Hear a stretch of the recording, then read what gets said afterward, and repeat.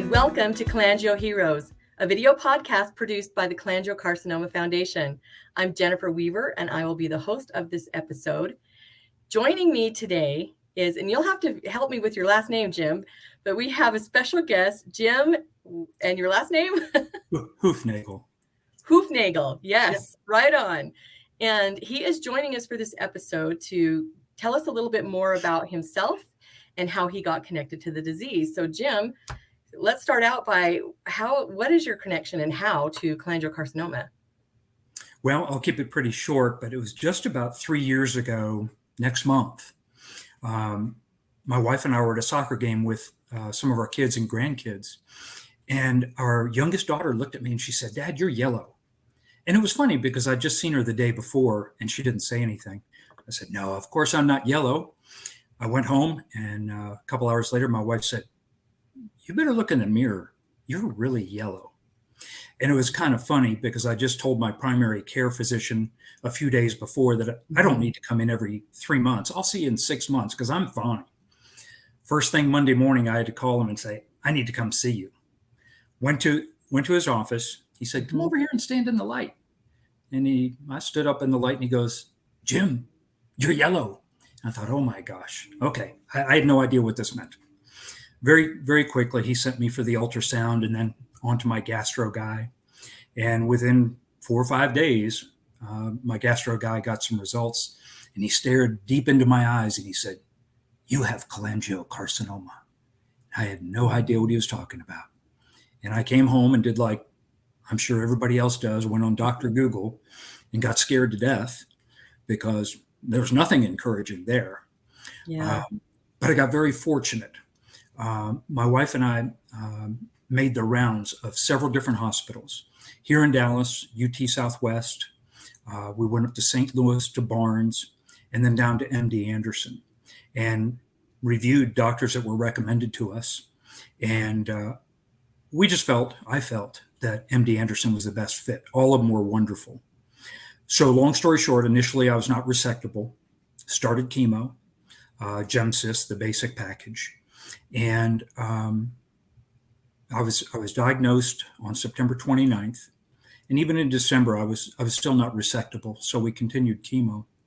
And then in February of 20, my surgeon at Anderson felt that I was ready and that I could become I was resectable. So long story short, he went through the whole routine, opened me up for what was going to be a 10 or 12-hour operation. And then I remember waking up and he came into the room and he said, "You know, Jim, we had to terminate the operation." I thought, oh my gosh. Oh, wow. You know, all this leading up to it and all the stress on the family and everything else. Well, it turned out that I had a perforated gallbladder and he couldn't see it. You know, I probably had hundreds of scans done by then.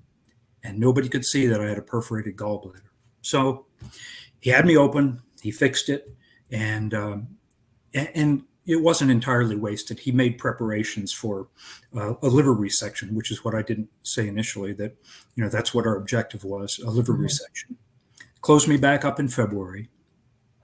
And back then, Abraxane wasn't widely available. It was known, but I think the problem with it was FDA approved for pancreatic cancer, which is right next door, but not approved for cholangio. And I had two oncologists, one here in the Dallas area where I live, and one down in Houston, and both would prescribe Abraxane for me, and continually got turned down. And I'd ask them, you know, look, how much does it cost?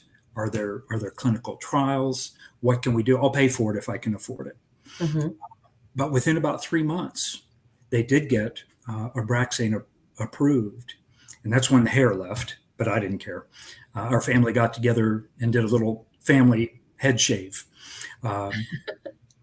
So this is on into May, June of 20. And by August, my surgeon felt comfortable enough again to attempt the liver resection. So in August of 20, a little over 2 years ago, I had a successful liver resection. So I'm here still to talk about it, and I'm glad. Are you undergoing any treatment now? No, I didn't.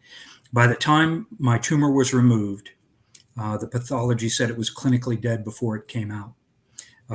I'm sure that probably had a great deal to do with the Abraxane. And I also incorporated THC into my plan about midway through.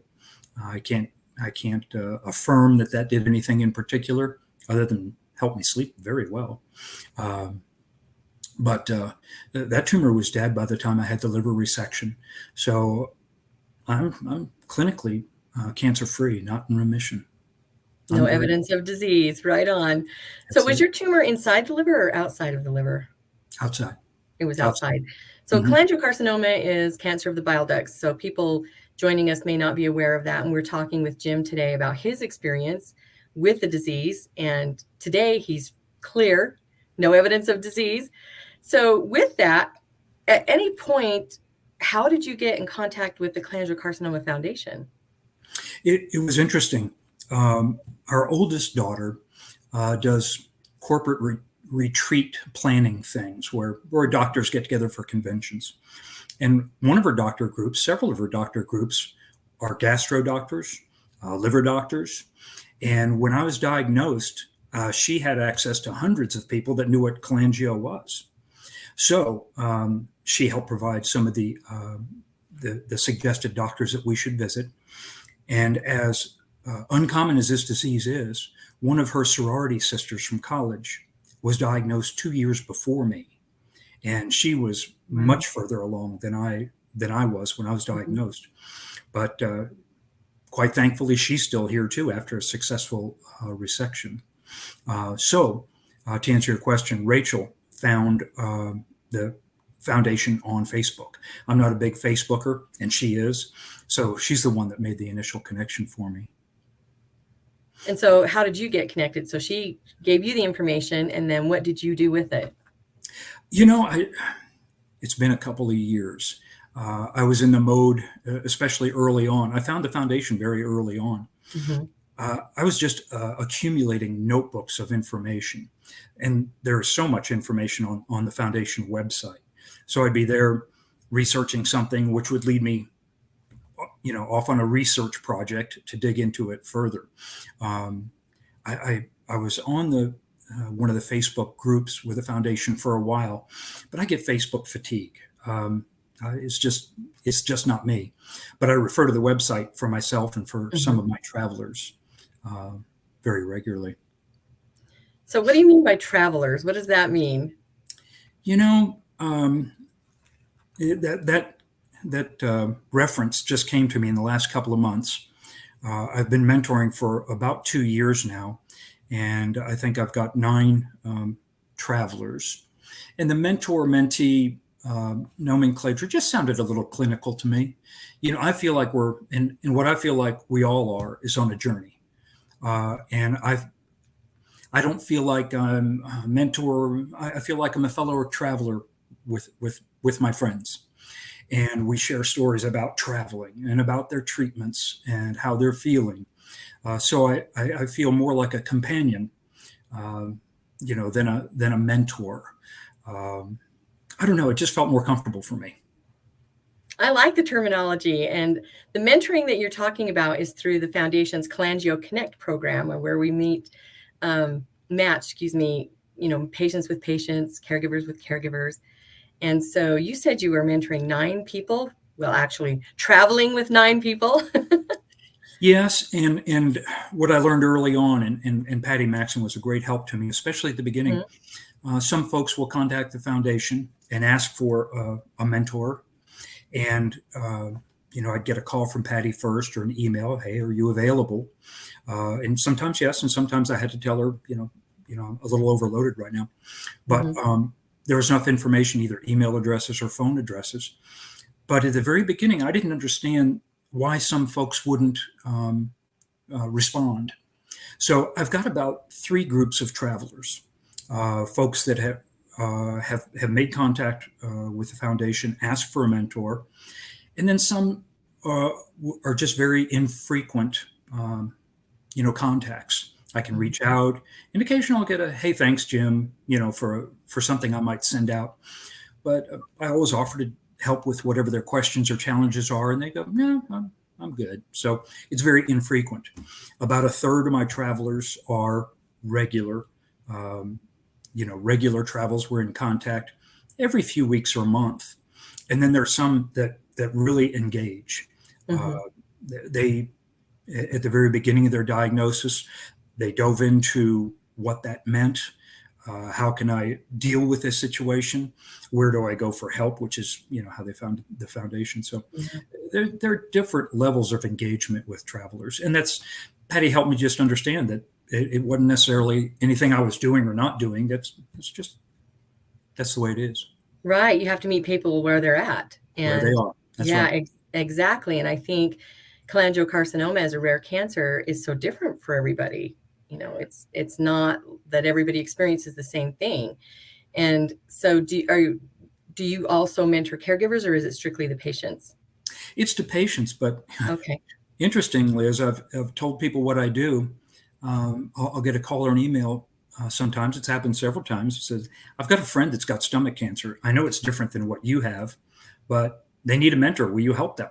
Sure. Hmm. So Hmm. one of my travelers is about to have her stomach removed. And when I heard that, I was horrified. But doing a little research, I guess that's a fairly common treatment for certain kinds of stomach cancer. So Hmm. I've had other folks too, besides cholangio patients. Oh, so it's kind of turns you into an advocate and a voice for people, as well as a friend. I like that you consider yourself a companion, someone that they can talk to and have their hand held when they need it. I really do. One of my travelers just headed off on a 2-week cruise for the Scandinavian countries. But back in April, she was in bad shape in ICU in the hospital. She'd switched Oh, wow. her doctors had switched her chemo, and she had uh, some horribly adverse reaction. And I called Patty and I said, I'm worried about this person. She usually responds to emails very quickly. And a couple of weeks went by, and one night, and we always corresponded by email. And then Hmm. one evening, I told my wife, well, I'm just going to call her. And I picked up the phone, called her, and she had just walked in the front door after being in the hospital for 3 weeks. And I thought, oh my goodness gracious, you poor woman. But she recuperated well enough to go on a 2-week trip. So, I'm real proud of my traveler there. She's doing really well. Well, and I think you would know that in your travels, you're going to hit obstacles, and so as somebody who's a companion to somebody, how do you keep, or do you recommend for optimism? How do you keep giving people hope when they may be in a situation where they've hit an obstacle really hard? What do you advise? Yeah, and I've had some travelers who, from the very beginning of their diagnosis, just accepted, that that's what was going to happen, and okay, I'll just go with it. And I always encouraged them to get second opinions. And in some cases, for some of my travelers, not because of anything I said, but that was already on their list, that turned their circumstance completely around when they found the right medical team. It's a combination of, I think, our outcomes are a combination of, it's more complicated than this, but oversimplified, the family support that we have around us, or religious support, the medical team, that we find, and then our own. I think one of the most important aspects is our own perspective, and from the traveler um, blog that went out, that's where it came from. One of my travelers was very down. He was very pessimistic. He was very discouraged by his early diagnosis and treatment at his local university hospital. But once he went to Mayo, he made just a 180-degree transformation. Well, there was no difference in his disease, but it was just in his perspective and how he chose to view it. And I think that's as important as anything. If we refuse to give in, I think that's as important as the medical help, medical attention that we're getting. Exactly. I completely agree with you. And there are some people that maybe don't have that family support, but they can definitely find it at the Cholangiocarcinoma Foundation. You're proof positive of that because you're very actively involved with Cholangio Connect and helping all these travelers. Do you have any other parting words that you'd want to share?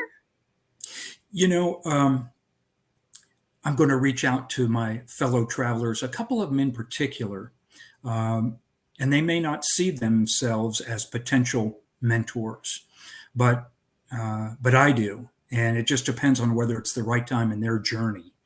So anybody that sees this caregiver, and I can't give enough credit to my wife, who took great care of me, but being a mentor gives you the opportunity to pay some of that back and pay some of that forward. So I'd encourage anybody that sees this to consider being a mentor. And join Cholangio Connect. People actually can find more information at cholangioconnect.org. You can connect to us there as well at cholangiocarcinoma.org. Cholangiocarcinoma.org, I know it's kind of a long word, so you can also find us at curecc.org. I know that's 3 websites in a row, but please come find us, and please give your wife a big hug for us, because like you said, that support really uplifted and carried you through your own journey of treatment and surgeries and recovery. And you're here now sharing a lovely story with us.